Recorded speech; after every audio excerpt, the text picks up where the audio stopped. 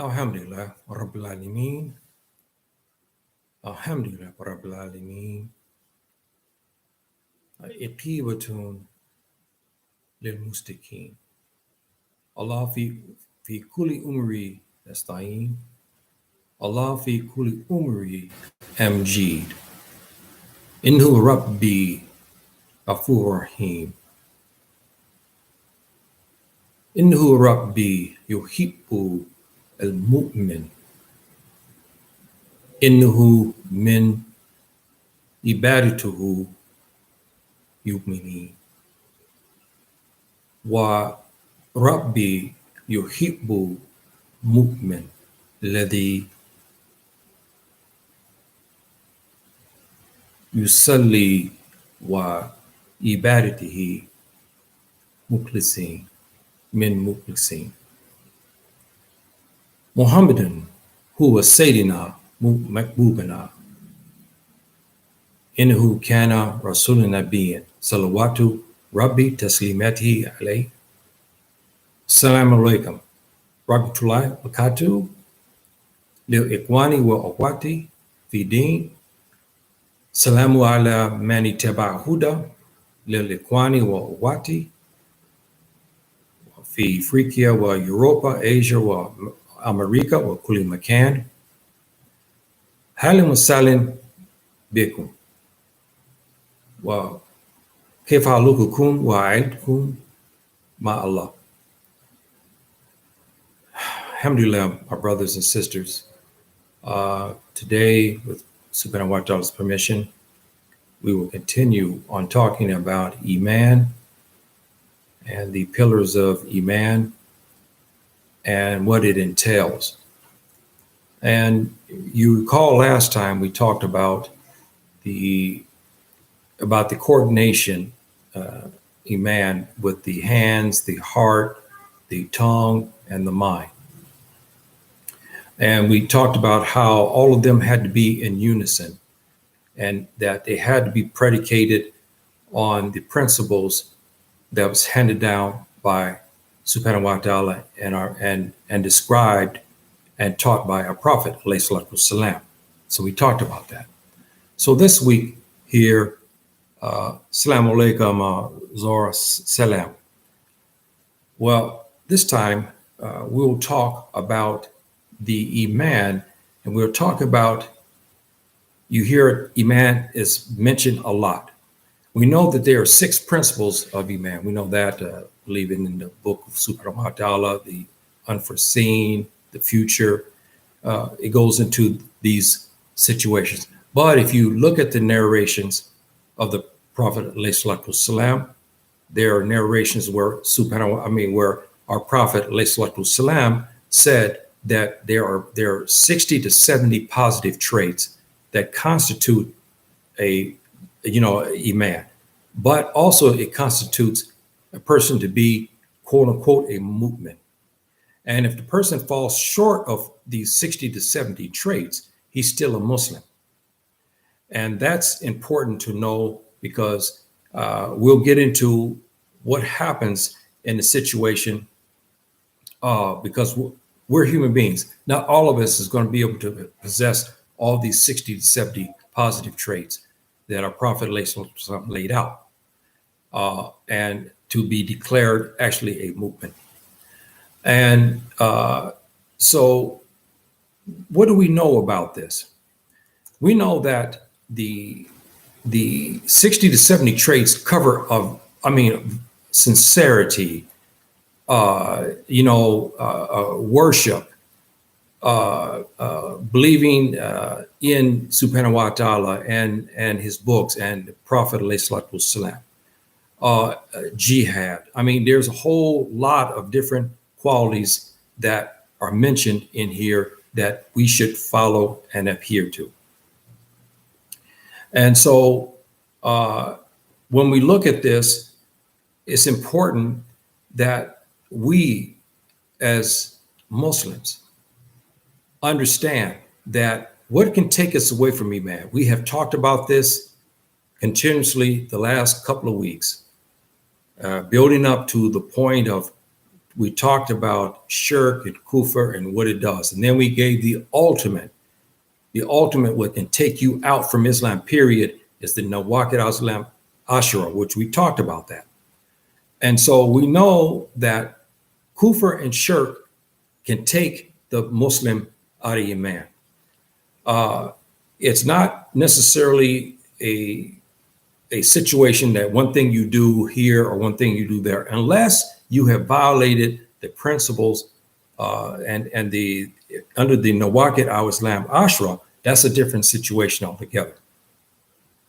So we know that that Subhanahu wa Ta'ala, with his mercy, has given us a lot of ayats in the Quran to help us, to guide us, to teach us, and to tell us what he wants. And then our prophet came and then deciphered what Subhanahu wa Ta'ala is asking. And then he taught his companions, who in turn taught the three favorite generations, who in turn the scholars learned from those three favorite generations, and was passed on to where we are today. And so we know that one of the things of faith that we should always remember is that Subhanahu wa Ta'ala wants us in a position to be able to worship and to have faith that is correct in his eyes, not in the eyes of others or what I say, what some other person, but what he has said. And therefore, you see some of the verses I have in the here in the chat. I put to give you some dalil, something for you to think about and do your research. And I want to go over some of these, like the 4th surah, verse 97.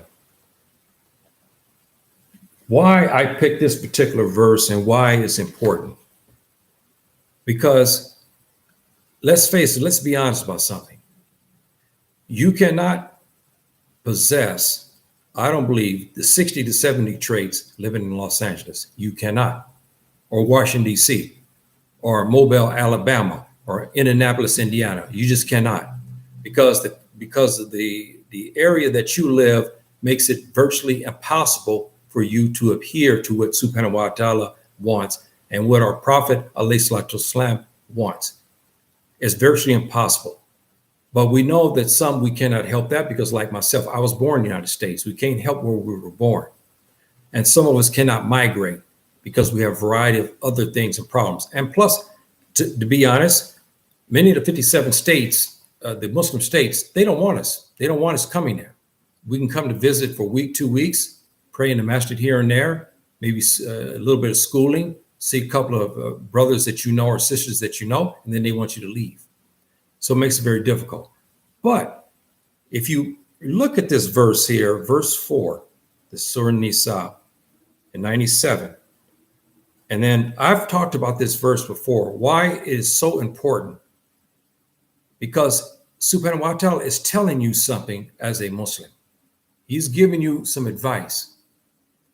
And when you cry in LA or in Dallas or in Phoenix about that you cannot practice your faith because you have the draconian laws that prevent you from worshiping and acting like a Muslim should act. So Subhanahu wa Ta'ala tells you here, this is very important, 97. I'll read this. When angels take the souls of those who died in sin against their souls, they say, in what plight were ye? They reply, those who have passed on. Now, you've been questioned now. You've been questioned in the grave. You've been questioned. Weak, oppressed were we in the earth. They say, was not the earth of Allah spacious enough for you to move yourselves away from evil? Such men find their abode in hell. What an evil refuge. My brothers and sisters, I start you off with a dire warning about your Iman. If you are living in a draconian place like United States, especially United States, with all this vast anti-Islamic laws and anti-Islamic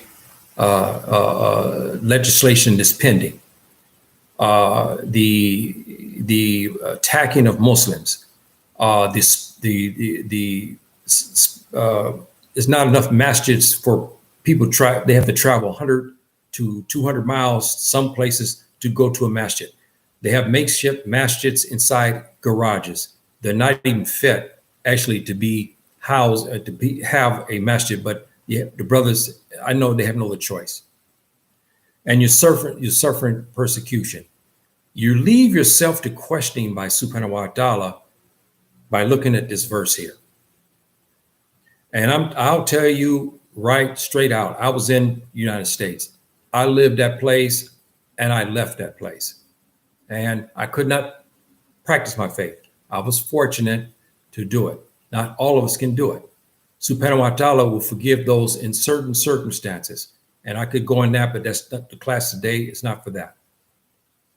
But here, you must understand, you leave yourself opening to questioning in the grave if you stay in a place like that, where you cannot even possess maybe 10 or 12 of the traits that you should look up that in the narrations, authentic narrations of our Prophet, alayhi salatu wasalam, talking about Iman. It's almost impossible, I think, even to possess 30 of them in Los Angeles. It's just because of the nature of the land, the landscape. The disbelief is off the charts. So you living in evil, you can't practice, you've been persecuted. And so the angels are asking you, well, couldn't you move? Couldn't you come to Morocco? Couldn't you come to Egypt? Could you come to Sudan or Brunei or Maldives? There's 57 Muslim countries. And I want us to ponder this because you're going to be in trouble. Now, I'm not talking about those who are in Dawah. Now, you're born in the United States. That's a different situation. We understand. But how many can actually practice their faith? To be honest, how many have to travel 20, 30 miles to a masjid? How many live in areas where there's no masjids? Many. How many live in areas where the masjid is open during Ramadan, or in some of the places, the masjid is only during Salat al-Jumu'ah, and then that's it. It's open Fridays only, and after that, it's closed up. How can you fulfill your obligations as a Muslim man when the masjid is closed 99.9% of the time? Others live in areas where it's so bad, when you leave to go to the masjid, your cars can be broken into, or you have racist tubab with sticks, stones, and guns, like what's happened. I remember in Phoenix a couple of years ago where they were trying to stop the Muslims from going to Jumu'ah. You have all of these situations that's happening. Then on top of that, you have situations where you have people who are not qualified to stand on the pulpit to call themselves Iman. Call them Imam and give the khutbah. But some have to do it because we don't have enough learned men to actually teach and to command our masjids. You see what I'm talking about. It's very, very restrictive and very, very difficult. So this here will give you something to think about. And I don't take this lightly here because it is a serious, serious verse in the Quran. And so we talk about Iman. Iman is just not, like I said, just the utterance of it. There's many facets to it. Now I just added to what I talked about last week, where we talked about 60 to 70 traits. 60 to 70 traits, my brothers and sisters, that you must possess. Coupled with the fact that our Lord, subhanahu wa ta'ala, wants you in a place where you can worship, where you can succeed, where you can blossom, you can learn and you can teach, and you can walk freely about as a Muslim every single day, every hour of the hour. He wants that from you. So he leaves you a verse to tell you something about Iman. And he leaves you a verse to tell you if you refuse. Some say, look, hey man, I want to live around the kuffar because I can't stand it if I can't see McDonald's, or I can't stand it if there's no grocery markets next to me, or there's parties and barbecue joints. I'm accustomed to that. This is what I want. Yeah, I'll practice my faith here and there. I'll pray. I'll do what Subhanahu wa ta'ala wants, but I want all these trappings. You're in trouble, my dear brother, who says this. And I know brothers that feel this way. So be careful with this, my brothers and sisters, and you ponder this particular verse. Again, this is Surah 4, verse 97. The other verse I want you to go to here is Surah Furqan, which is Surah 25 and verse 52. Yeah. Okay, 52. Now, look what Subhanahu wa ta'ala has give guidance to us. But mainly those who live in the West. Again, this is Surah 25 and verse 52. Let me read what Subhanahu wa ta'ala says here. Therefore, listen not to unbelievers, but strive against them with the utmost stringentness, with the Quran. Now, this here destroys MSNBC, CNN, all of the anti-Islamic think tanks and think shops and so-called experts on Islam who can't speak one word of Arabic, and mainly they are Tubab. And they talk against Islam. They'll pick a verse out of the Quran and claim that you, me, and jihad, we are authorized to get a gun, and that's what jihad is, and start to kill Jews and Christians at will. Or that jihad means that you can go just walk out of here, wake up one morning and go out there and spray the place, as long as you're hitting disbelievers. Subhanahu wa ta'ala has told you what this so-called jihad and this Iman that's in your heart. He said you strive against them by using the Quran, not as a weapon to hit them, but to teach them, to bring them out from darkness. I bring this to you because this here is part of Iman, my brothers and sisters. Look at that verse very well. Study it. Look at the tafsir of it. And there's some very good tafsirs, particular about this verse. And strive against them, not with the gun, not with a bomb, not killing innocent individuals in the McDonald's or innocent disbelievers in a marketplace, and you drop a bomb there, or you killing them in the hospitals. No, this is not. Here you see what Subhanahu wa ta'ala is saying. And this is a beautiful verse. It's telling you something. And he says, don't listen to the unbelievers. Because why? We know in verses in the Quran, the unbelievers will try to take you away from Iman. They'll tell you, which we have, I've talked about this continuously. They have spent trillions, literally, of money to get you and me as Muslims to get away from what? Tawheed. Many people ask the same questions. Well, I don't understand why they don't like Islam. You look at every era, they have fought Tawheed. They don't want it. The enemies of the Creator does not want you to worship him only. And this is one reason why they fight us, to bring you from Tawheed.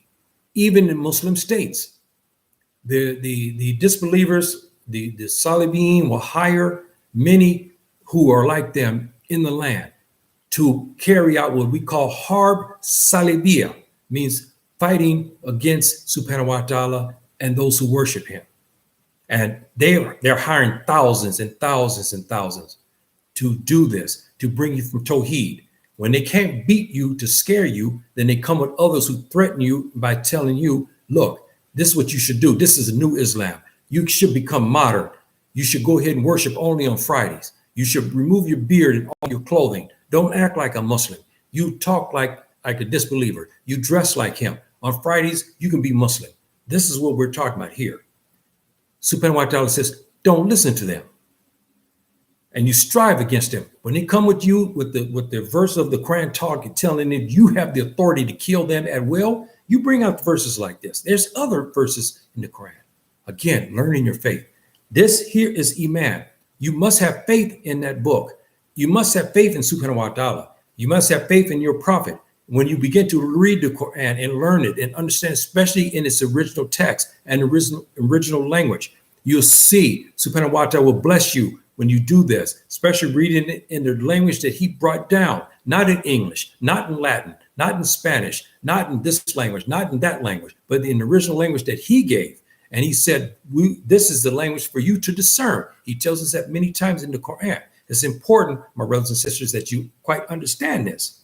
So therefore, you can pull the verse out of the Quran and talk to the unbelievers who make these comments against you, because this is part of Iman. Again, the traits is sincerity and your belief. These are some of the traits of the 60 to 70 traits of a person who possesses Iman. You notice it's not one, it's between 60 to 70.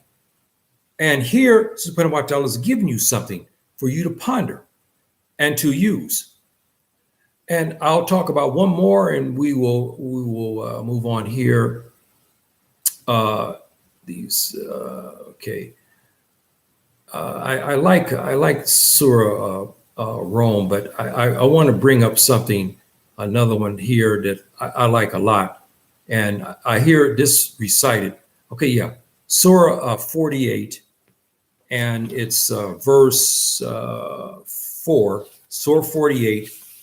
Verse 4. And this here is, to me, the ultimate for you to understand Iman. And what happens when you have Iman.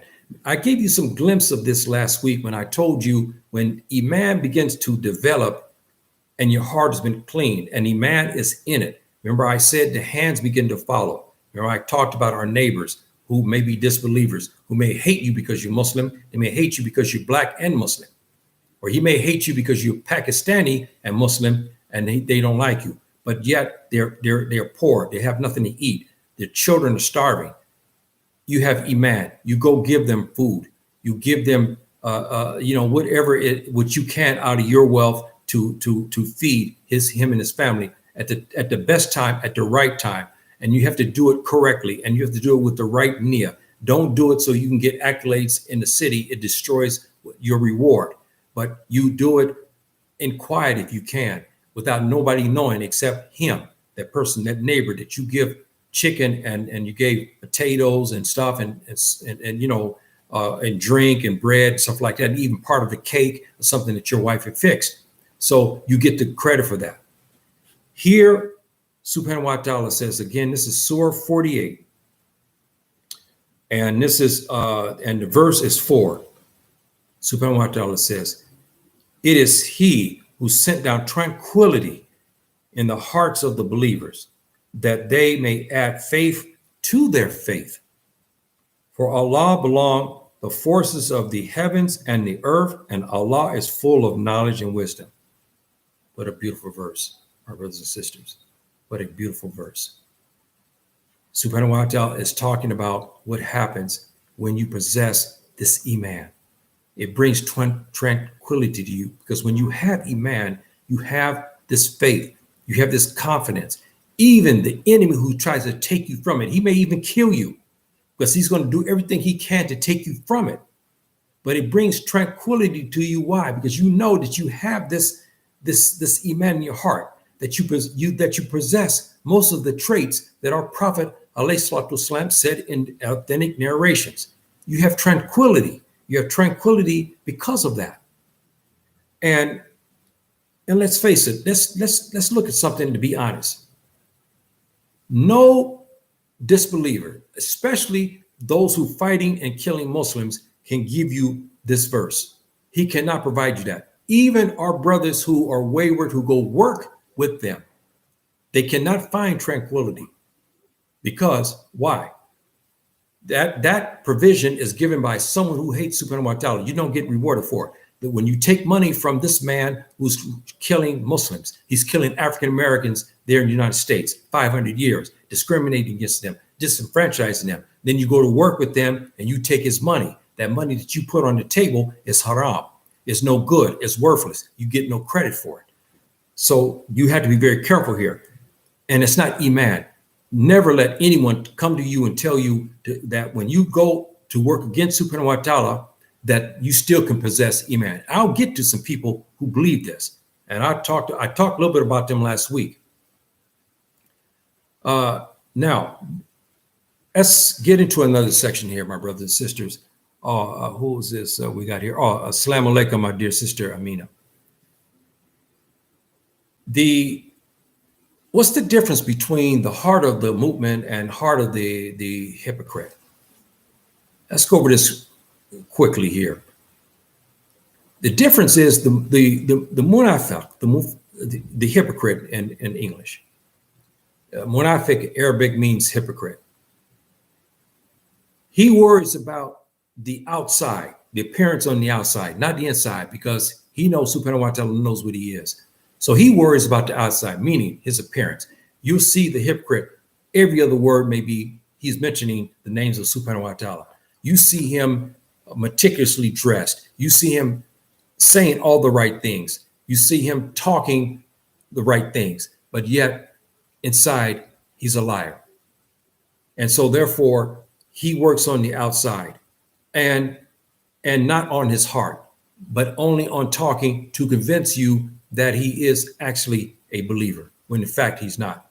Second, the exact opposite. The movement works on the inside first, not on the outside, because he tries to clean the inside first, try to strengthen the heart first, where the hands and the tongue and the mind will follow. Okay. And then he works this way. And now the outer begins. Why do you think you hear people always say, when they look at certain Muslims, they possess nur, meaning light? Have you hear this a lot of times, and you see people like this. You see Muslims, and there's something about them. You see a light. Why? Because they've gone in the process of purifying the inside, meaning their hands are clean, their heart is clean, their speech is clean, and their mind is also clean. Therefore, this light shows on them. The exact opposite is the hypocrite. I say many times, they ask me, and I talked, my wife and I, we talked about this. We can walk in a crowd. I know when one of these enemies walk near us or when they're around us, I know, I can see them. And I always, and she asked me, she said, I don't say how you know them, because they're the exact opposite of what Subhanahu wa ta'ala here talks about Iman. I see a lot of times the like a stain of the fire behind them. And I see in their faces, in their eyes, that they have possession of the devil. And I see them. I see them out here. I see people walking back and forth. All of a sudden, I see one of them. I know one of these people that's belonged to the devil. I see them. I know who he is. I watch. And that's okay. Yeah, there's one of them right there. And so, but you have that when you have begin to develop this Iman that's in the heart. Subhanahu wa ta'ala begins to bless you with eyesight. As eyesight, not eyesight, I mean you can see thousands of miles, but he gives you a little insight where you can see people who are believers and people who are the hypocrites. Not in all circumstances, but in a lot of circumstances you can. 3, the hypocrite possesses no positive traits. Only he only has positive traits because of what he says, and that's it. And you can tell by his actions because you watch him. I've talked about some of these hypocrites. You see how they talk, but when things go wrong, you'll hear them say something. As I've been harping about a certain person, he continuously talked. Matter of fact, he was talking the other day. He was talking about bragging about how he didn't care, but he said, "Oh, so you can listen to me make a mistake." He plays with the religion. He plays the religion of Islam. He thinks that you can play with it and you can make comments like this. All of this stuff is taking this man out. He's been warned, but he continues to talk instead of him trying to go back to Subhanahu wa ta'ala to learn and ask for forgiveness. Each time he talks, he gets deeper and deeper into kufr, into shirk, into apostasy. And so this is what you have to be very careful of, my brothers and sisters, that your traits, that the traits that you possess are sincere traits, not the traits of a hypocrite. We all must examine ourselves. That's important. Now, the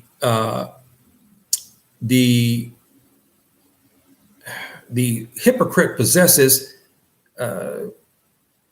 he's a person who can con you, who can trick you, who can pull the wool over your eyes. He can bamboozle you. This is what he is. The movement doesn't have this particular characteristic where he can't trick you. You don't feel like he's trying to trick you. You feel sincerity from him. This hypocrite, when you're around him, you know he's trying to trick you. You feel it. You wait for it. You look for it because you can feel something about him. This is what we're talking about in this one here.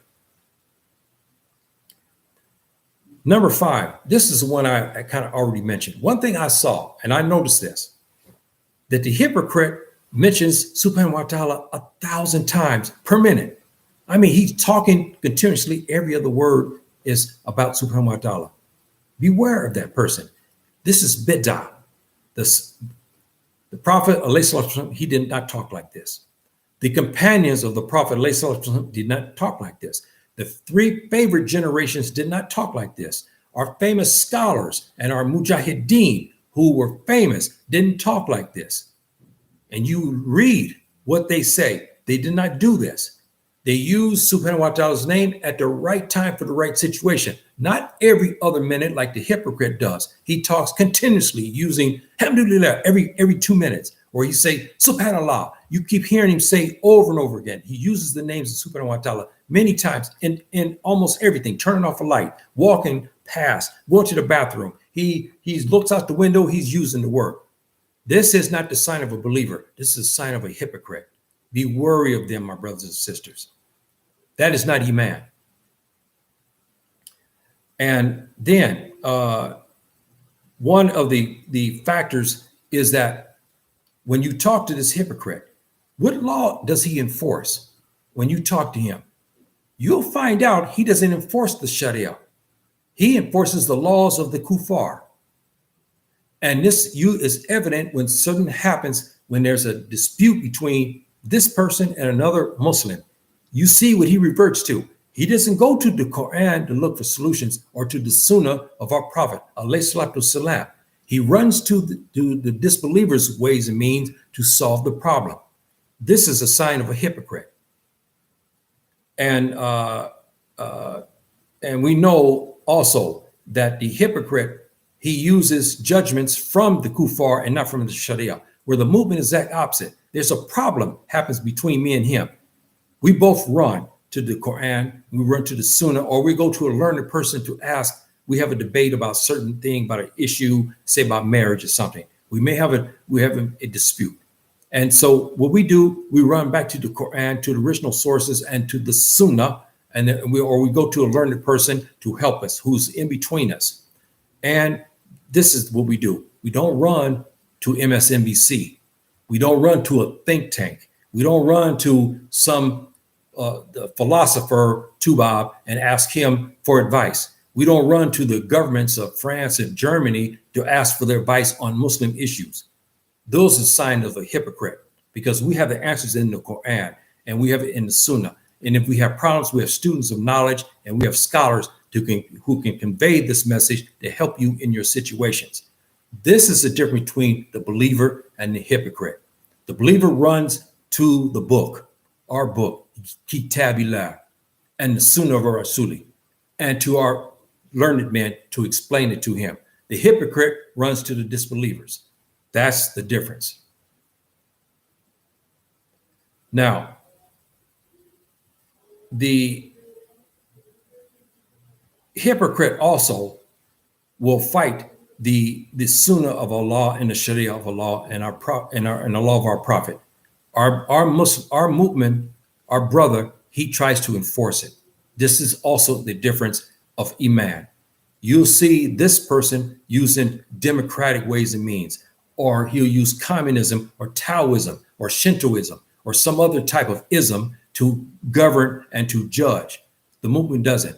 he uses one law and one law only. And that's the law of subhanahu wa ta'ala and the law of our Prophet alayhi salatu wasalam. That's the difference between the two. There's what the Iman is. Again, we're the faith. Because if you don't have faith in the book of our Lord, subhanahu wa ta'ala, and you don't have faith in the sunnah of our Prophet alayhi salatu wasalam, and learning from our three favorite our companions of the Prophet and the three favorite generations, something wrong with your Iman.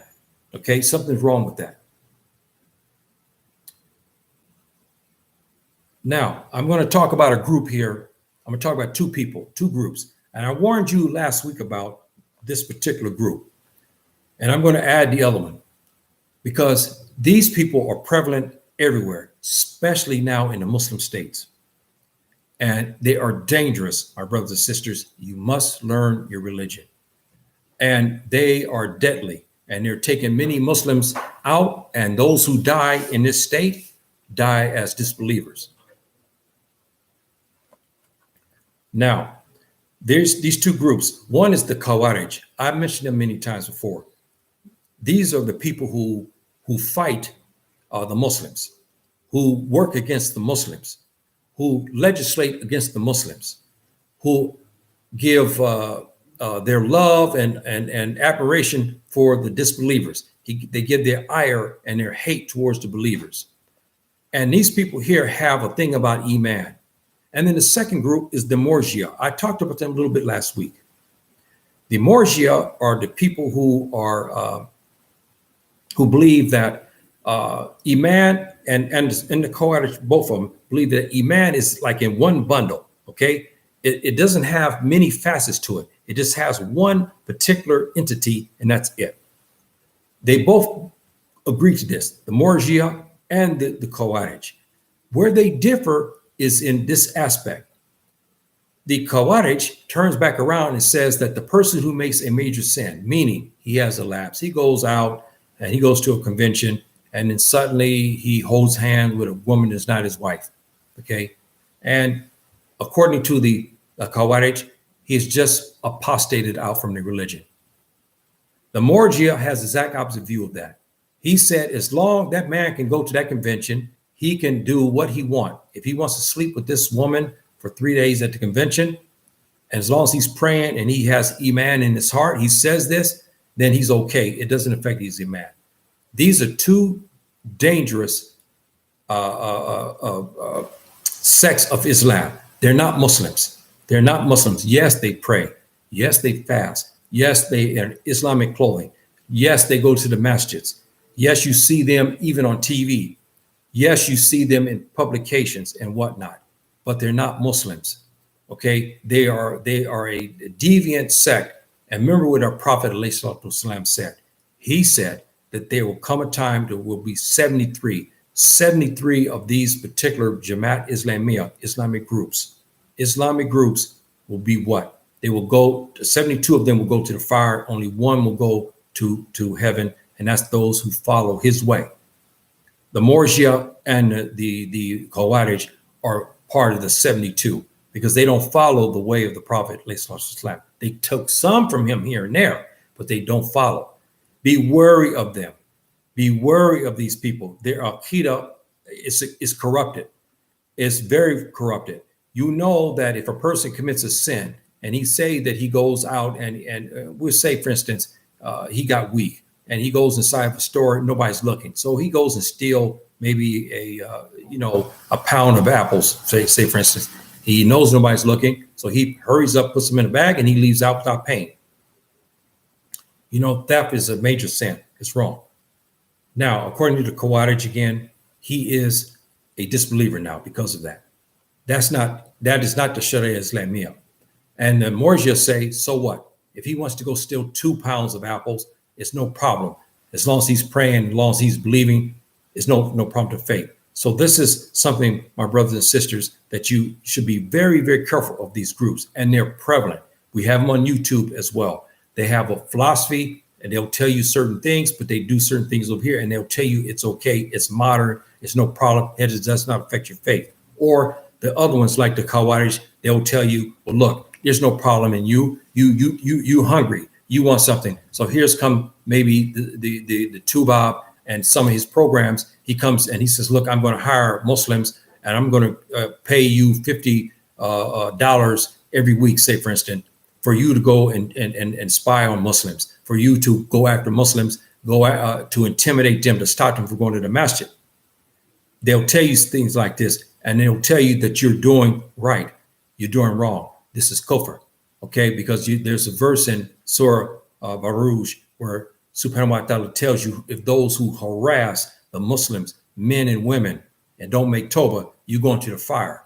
So be careful of that. You see what I'm talking about, my brothers and sisters? These are the Khawarij and these are the Murji'a. There are a lot to them.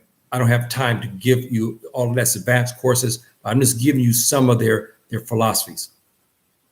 And as I said, the Murji'a, they have this philosophy, and we have many, especially the people who want to go to play around on their husbands and wives.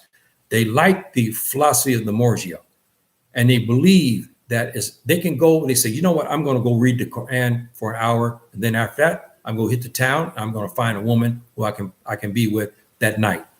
This is the Murji'a, and they believe this. The Murji is one of them. He believes that. He believes as long as he sits there and read the Quran, Subhanahu wa ta'ala says, okay, hey, you satisfy me for right now. You go ahead and play around out there in the city.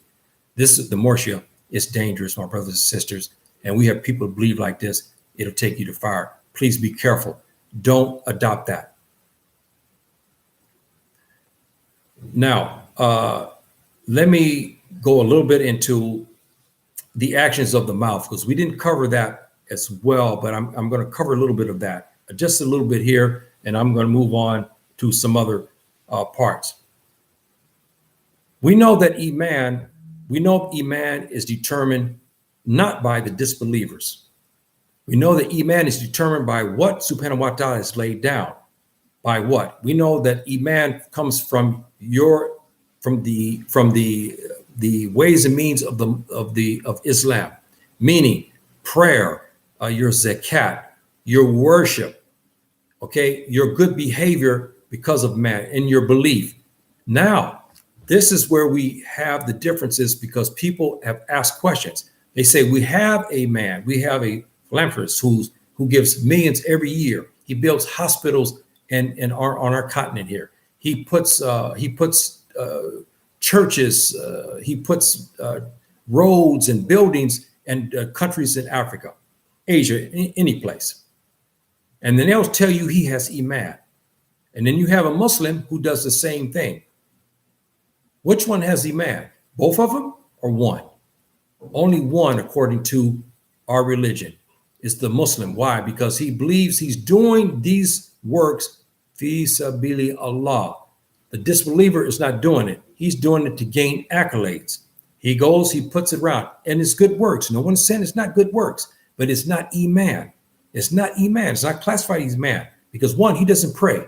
Second, he's not doing it fi sabili Allah, in the way of Allah, but he's looking for Subhanahu wa ta'ala's acceptance and his rahmah, his mercy, and the credit for what he's doing.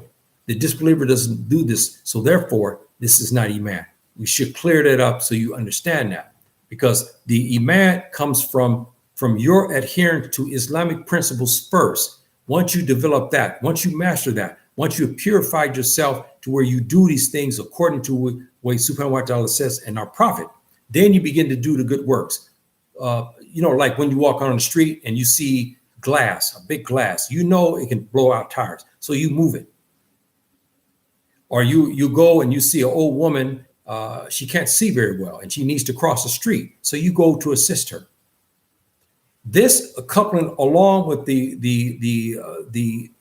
principles of Islam that you salat, zakat, Hajj, and the beliefs of Islam. Now, this is part of Iman. But any disbeliever can go and see an old woman and he can walk her across the street. That's not Iman. That's goodness, yes. That's a good trait, yes, it is. It's a beautiful trait, but it's not going to be rewarded in heaven for this person because he does not believe in Tawheed. He believes in himself, or he doesn't believe at all. The difference, my brother, sister, big difference. The second part of that is the words against of the mouth. What is the best? The Shahadatain. I said this before. The Shahadatain, the Muslims' declaration to become a Muslim. This is good works. This is the beginning of starting of your Iman and your faith by reciting this. And all of us today should be saying the Shahadatain not only in prayer, but in many different facets. I'm not saying you walk down the street and you point your finger and you give a Shahadatain. This is bid'ah as well. You always follow what the Prophet ﷺ does. You give that. There's nothing wrong. You walk down the street and you can give that and you can reinforce that. And there's nothing wrong with that. You give it at the right situations. The Shahadatain is the basis of all good works. The Salat is the basis of all good works. Why? Because you praying to Subhanahu wa ta'ala. You asking Subhanahu wa ta'ala for guidance. When you ask for that, Subhanahu wa ta'ala begins to reward you. He begins to do things for you to help you to succeed in life and also to be a better human being.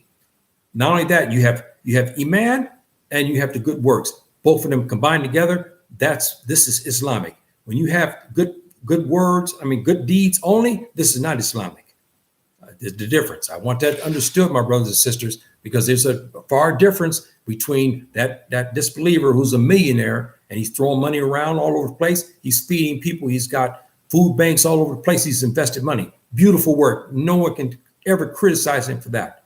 But the Muslim who does the same thing gets twice the reward, because one, he's a Muslim and he believes. And also he's doing it for the sake of Subhanahu wa ta'ala. This guy is doing it to gain notoriety, so he can be on CNN and is rewarded for his good works, noted in the community as a person who gives. The Muslim who's doing it fi sabilillah, he's not looking for that. Major difference in between the two. And also here, the coordination again of the tongue with the mind and the heart and action of the hands. We've been talking about this. And one of the greatest of all deeds, the one of good works with the hands is doing what? Picking up, the Quran. Picking it up, my brothers and sisters, after you made your wudu, and you pick it up and you read it. This is some of the best works that you as a Muslim can do, because you're reading the book that Subhanahu wa ta'ala has handed down. This is some of the best of good works. This leads to what we talked about. Remember in that surah we talked about, the tranquility? This book here leads to that. This is some of the best works that any person, a Muslim, can obtain, is by first picking up this book and start to read it. This is the beginning also of good works, my brothers and sisters, because when you pick this book up and you begin to read those words, how melodic they are, especially when you recite them in Arabic, in the Quranic Arabic, there's nothing like it. There's nothing like it. And the tranquility that you get from it is astonishing. So just think about what I'm trying to say, my brothers and sisters, and, try to strive your best and everything that you can. Learn those traits, those 67 traits, and try to emulate that. Try to do the best you can. Now, we talked about this already in a way. The movement with Iman, he does not have the nifaq. Nifaq means the treachery, the trickery, the decoy of the people. He's not like this. That is not what he's doing. And so this is a trait that is prevalent among the person Iman. And the other trait is that he announces Islam in the open, meaning not necessarily he talks, yes, Islam, but you see it on him, my brothers and sisters, and you see it in his face. And you will know that this person is a Muslim.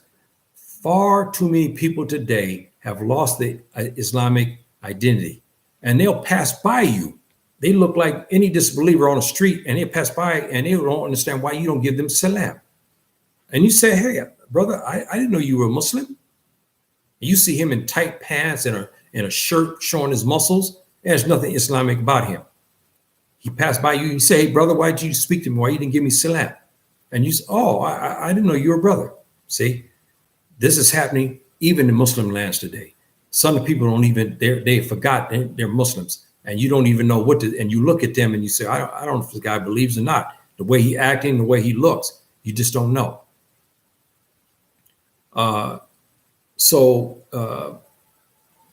Now, the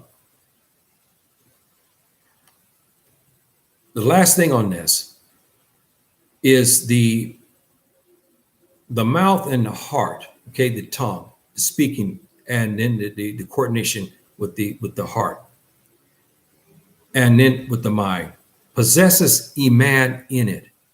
Therefore, it feeds the goodness. It feeds things that are right, and it what protects you from what? Kufr, shirk, okay, innovations. And this is one valuable thing, because why? These particular things are so prevalent among us today. You need ammunition to protect yourself from it. I'm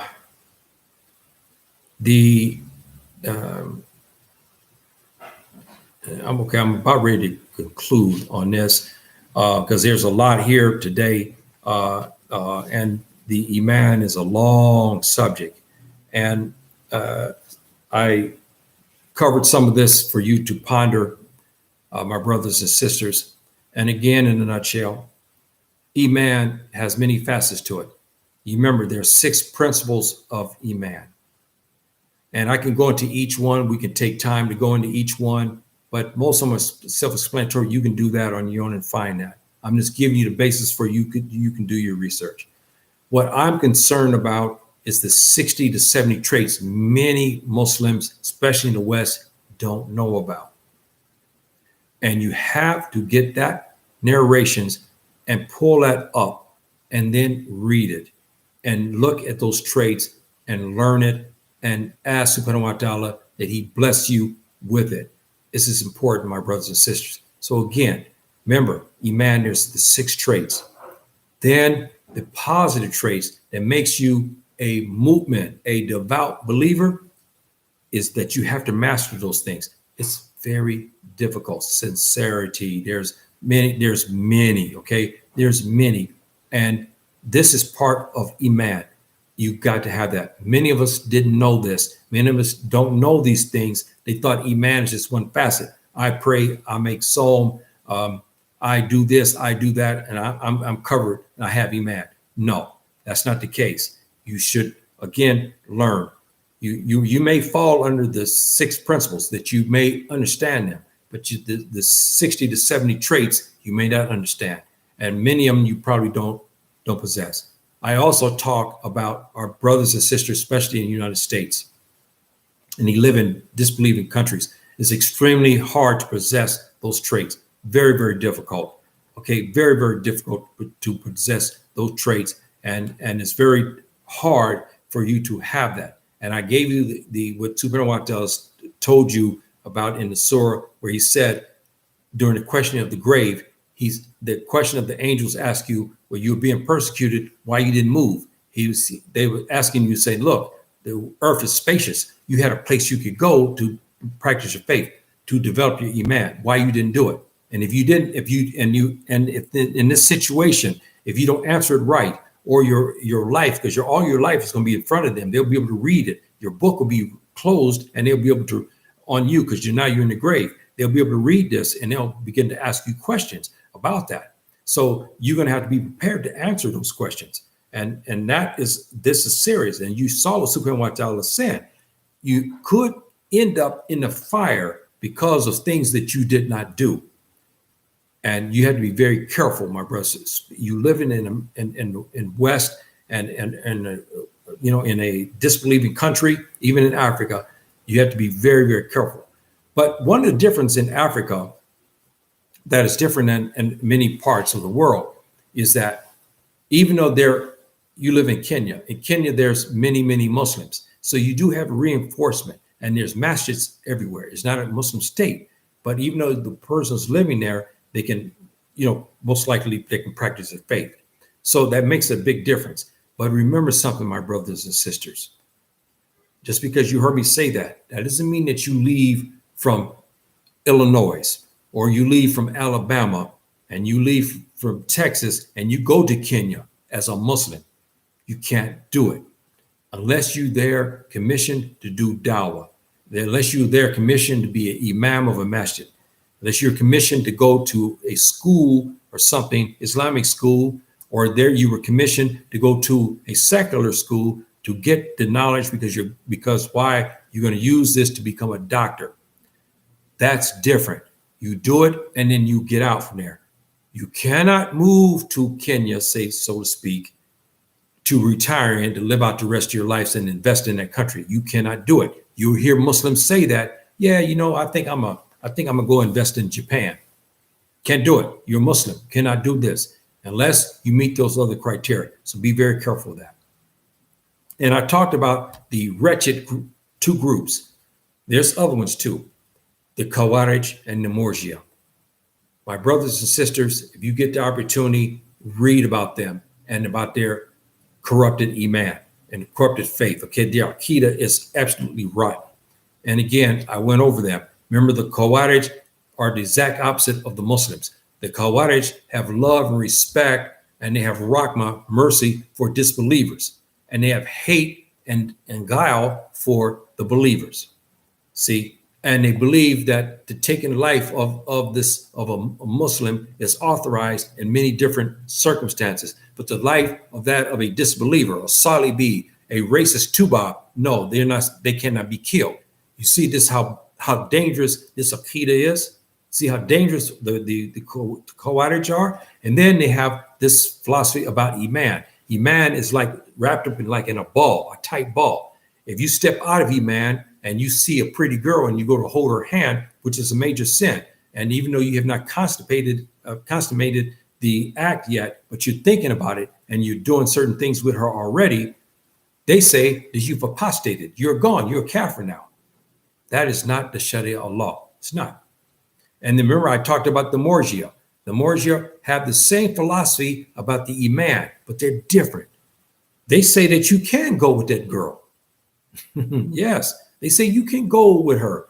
You can even do more than just holding hands, even though you have a wife inside the house, but you have this urge. So you see this pretty girl, so you go and hold hands. But they'll ask a question, well, wait a minute, Yahya, before you went out, did you read the Quran? Yeah. Did you pray? Okay. You made wudu and everything? Yes. Oh, okay. They say that your man is okay. So I can go out there and hold hands with the girl and even do more than that, and my Iman is okay. These are corrupted Aqeedah, that these people are not Muslims. Be careful of them. Be very careful of them, my brothers and sisters. And then I talked about the heart of the movement and the heart of the disbeliever, the hypocrite, and how the differences between them.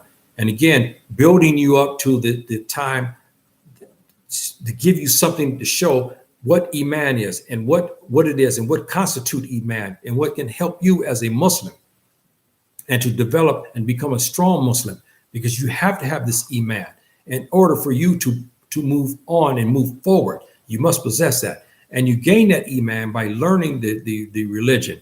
And don't remember what Subhanahu wa ta'ala told you in the Quran. I read off the verse. Don't listen to the disbelievers. Meaning, again, I'm talking about those who tried to misguide you.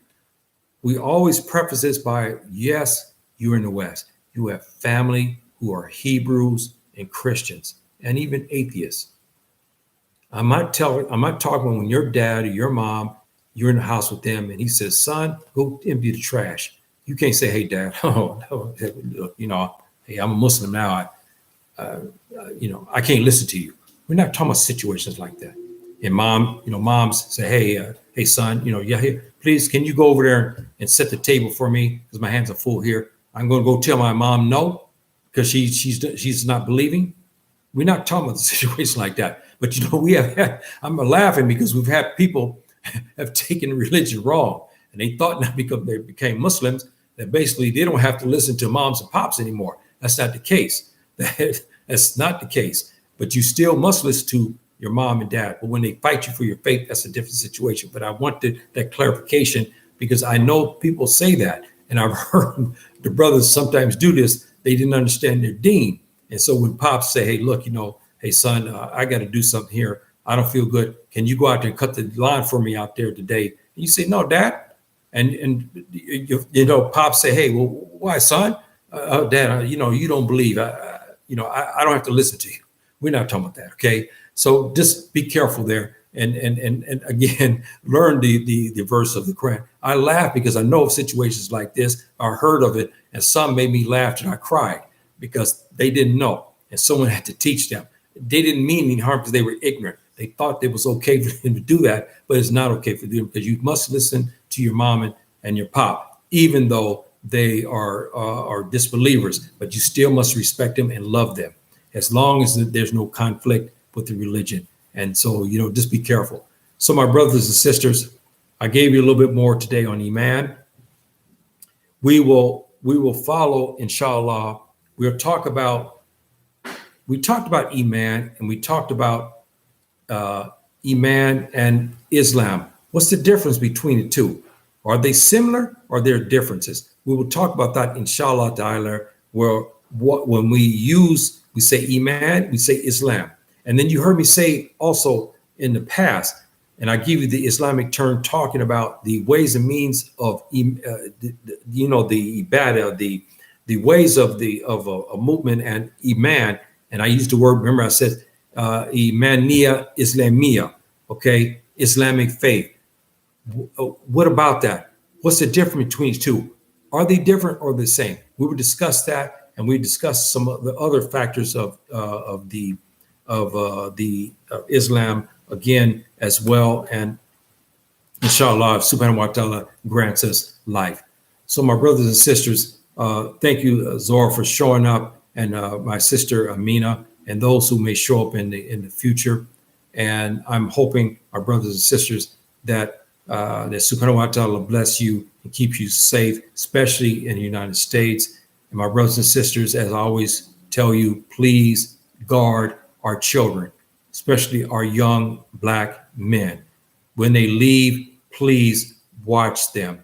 Please guide them. Please protect them, because we know the racist Tubab cop and some of the racist groups will kill them for jogging down the street or going to McDonald's. They'll target them.